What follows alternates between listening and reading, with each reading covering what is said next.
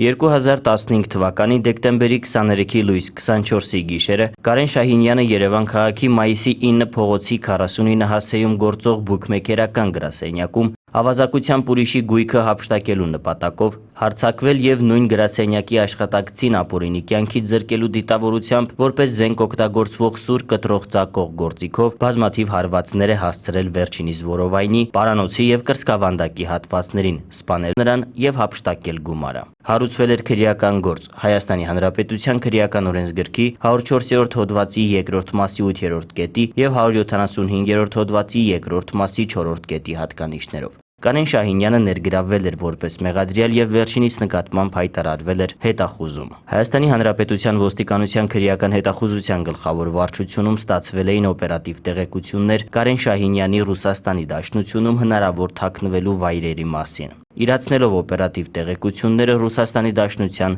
ներքին գործերի նախարարության քրեական հետախուզության գլխավոր վարչության հետ համատեղ ձեռնարկված բարդ ու լայնածավալ միջոցառումների արդյունքում Կարեն Շահինյանը 2016 թվականի փետրվարի 18-ին հայտնաբերվել եւ ձերբակալվել է Ռուսաստանի Դաշնության Օրենբուրգի մարզի Բուզուլուկ քաղաքում եւ օգոստոսի 25-ին տեղափոխվեց Հայաստան։